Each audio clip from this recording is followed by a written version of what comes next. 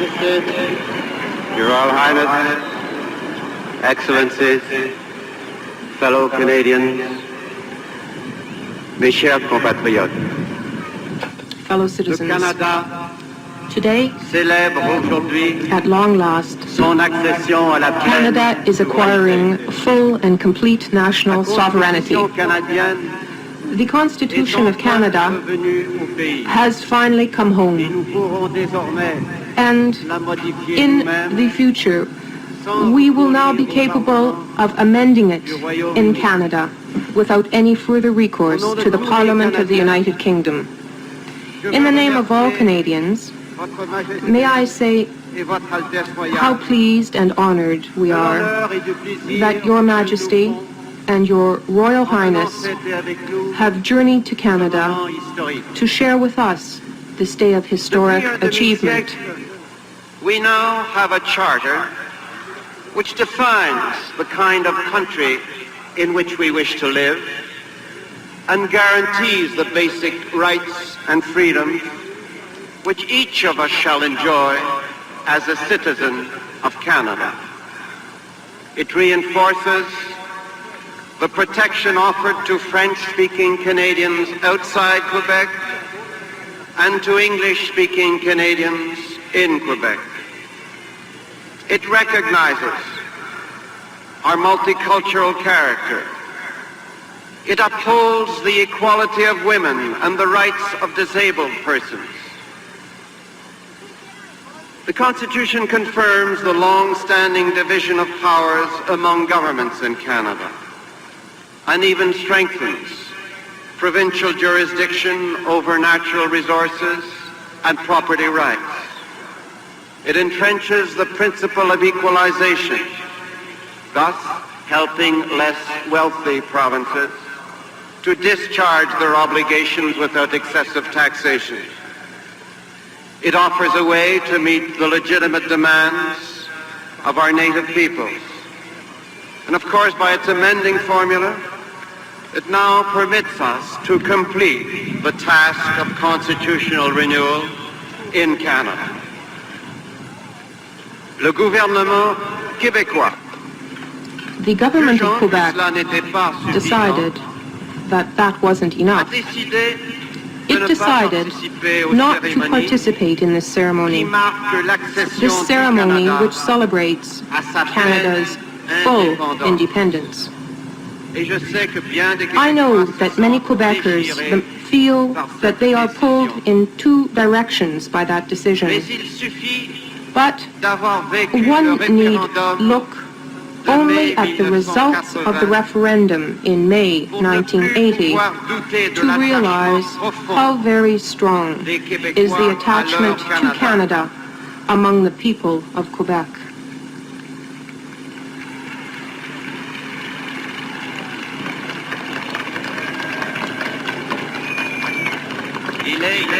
By definition,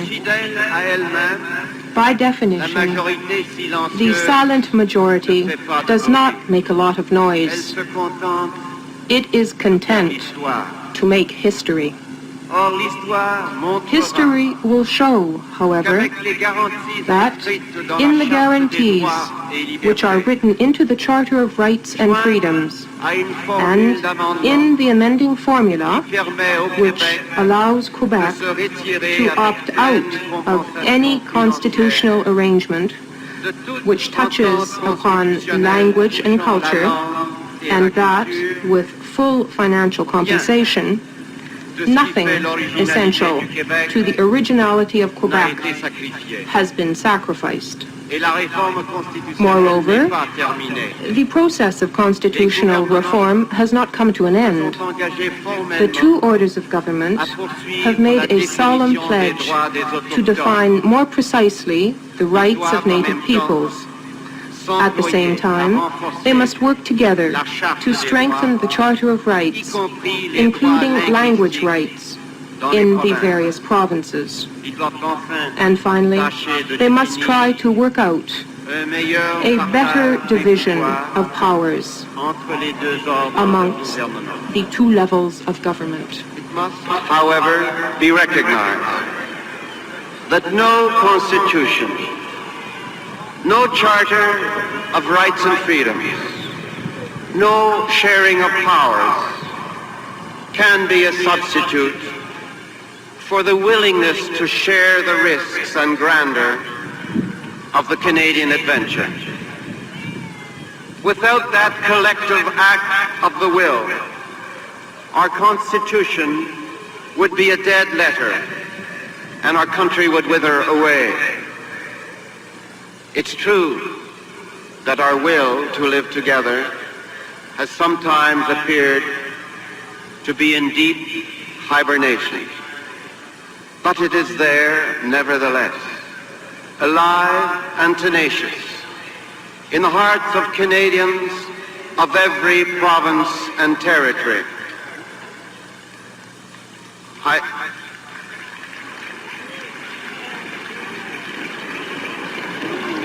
My wish is simply that the bringing home of our Constitution marks the end of a long winter, the breaking up of the ice jams, and the beginning of a new spring.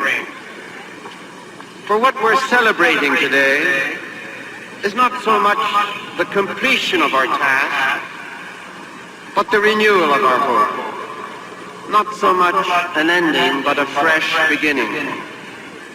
Let us celebrate the renewal and patriation of our Constitution.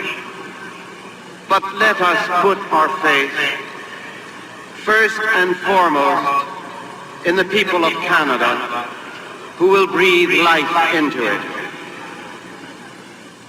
It's in that spirit of faith and of confidence that I join with Canadians everywhere in sharing this day of national achievement. It is in their name, Your Majesty, that I now invite you, the Queen of Canada, to give solemn proclamation to our new Constitution. The Prime Minister's speech completed, a strong speech calling on Canadians to celebrate, but also pointing out to Quebecers that he understands their dilemma at a time when their government does not agree with the package that is being proclaimed into law today. The Queen will now head towards the desk where the actual signing will take place, and Barbara, it's starting to rain very gently. One description is spitting, just a gentle rain. Let's hope it holds on. The moment the Queen puts her signature on this document, it becomes law. It will be witnessed later.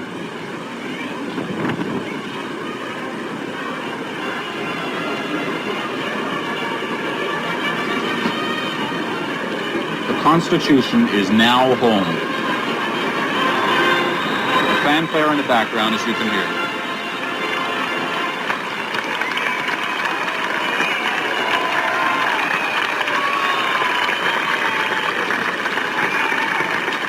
Document being witnessed by the Prime Minister, the Minister of Justice, and the Attorney General, Jean Chrétien. He will be followed by the Registrar General, André Ouellet. It's ironic, isn't it, Peter, that the three names of Canadian officials that will be going on to this document are names of ministers from Quebec, the province that the Prime Minister was just speaking to in French a moment ago. Final signature of witness to the document that has brought our Constitution home, the Constitution Act 1982, the patriation, the new amending formula, and the Charter of Rights are now at this moment in law. The proclamation is picked up by Michael Kirby, the Deputy Clerk of the Privy Council. Huguette Labelle, the Undersecretary of State, reads the proclamation.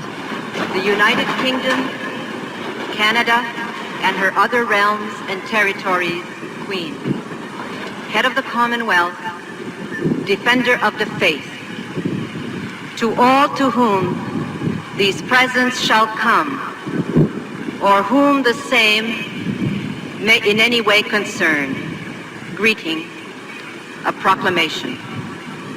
Whereas, in the past, certain amendments to the Constitution of Canada have been made by the Parliament of the United Kingdom at the request and with the consent of Canada. And whereas it is in accord with the status of Canada as an independent state that Canadians be able to amend their constitution in Canada in all respects. And whereas it is desirable to provide in the Constitution of Canada for the recognition of certain fundamental rights and freedoms, and to make other amendments to the Constitution. And whereas the Parliament of the United Kingdom has therefore, at the request and with the consent of Canada, enacted the Canada Act, which provides for the patriation and amendment of the Constitution of Canada. And whereas Section 58 of the Constitution Act 1982, set out in Schedule B to the Canada Act, provides that the Constitution Act 1982 shall, subject to Section 59 thereof, come into force on a day to be fixed by proclamation issued under the Great Seal of Canada. Now know you that we, by and with the advice of our Privy Council for Canada, do by this our proclamation declare that the Constitution Act 1982 shall, subject to Section 59 thereof, come into force on the 17th day of April in the year of our Lord 1982, of all which our loving subjects and all others whom these presents may concern are hereby required to take notice and to govern themselves accordingly. In testimony whereof, we have caused these our letters to be made patent, and the Great Seal of Canada to be hereunto affixed at our city of Ottawa, the 17th day of April, on the year of our Lord 1982, and in the 31st year of our reign. By Her Majesty's command, God save the Queen.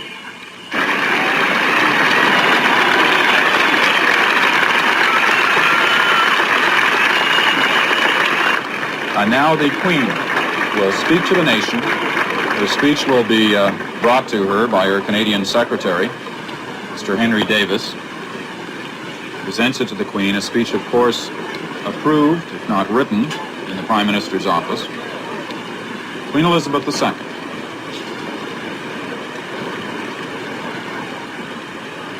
It was on the 29th of March, 1867, that the assent of my great-great-grandmother, Queen Victoria, was signified in Parliament at Westminster to the British North America Act, which created the Canadian Federation.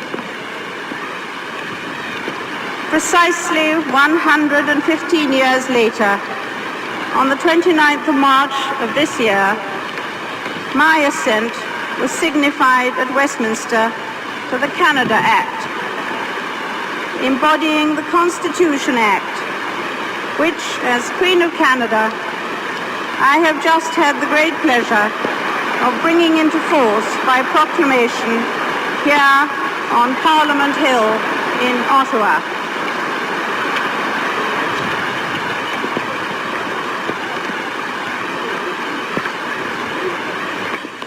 I am pleased and proud to be with you today, not only to celebrate the patriation of the Constitution, but to rejoice in Canada, its past, its present, and its future. Si le projet de pays If the ideal of the country, which Canadians wish to continue building together, may seem a defiant challenge to history, there is nevertheless reason to believe it can be realized. I have seen Canadians working together for the good of all the people.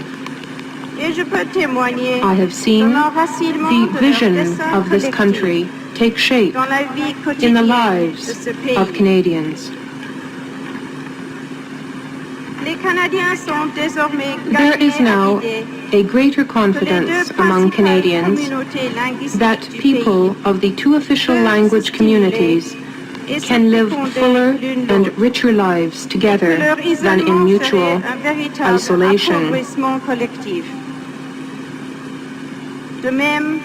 Among French-speaking Canadians, I sense a stronger realization that there are growing opportunities for them to play their rightful role in the development of Canada in every field and indeed at every level.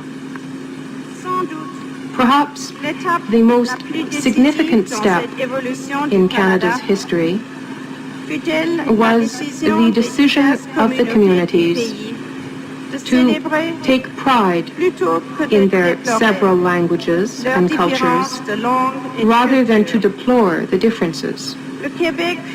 Quebec was both the inspiration and the principal agent of the profound transformation which has resulted from that decision.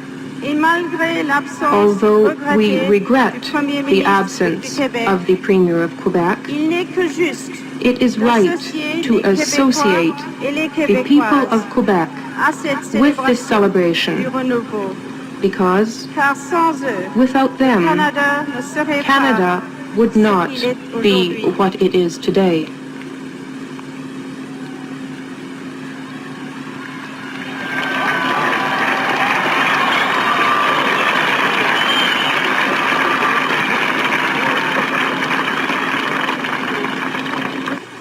Differences persist. In this vast and vigorous land, they always will. The genius of Canadian federalism, however, lies in your consistent ability to overcome differences through reason and compromise. That ability is reflected in the willingness of the ordinary people of French-speaking and English-speaking Canada and of the various regions to respect each other's rights and to create together the conditions under which all may prosper in freedom.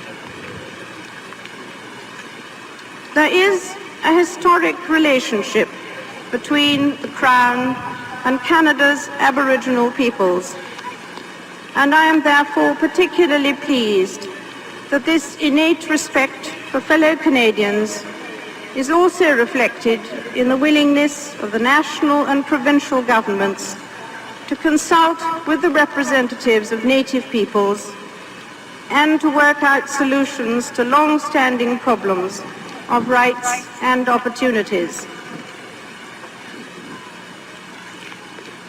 Constitutional revision is really a matter of adapting to changing needs and circumstances, while safeguarding stability and providing protection for guaranteed rights. Change and movement are essential signs of life. The Constitution, which so splendidly met the needs of the very young Canada of the late 19th century, could not have anticipated the conditions of national life in 1982 and beyond. It is fitting, therefore, that the main features of Canada's new Constitution should be that it strengthens the rights of its people while establishing a process of amendment which will make needed changes easier to accomplish than they were in the past. Today, I have proclaimed this new Constitution, one that is truly Canadian at last. There could be no better moment for me as Queen of Canada to declare again my unbounded confidence in the future of this wonderful country. May God bless and keep you all.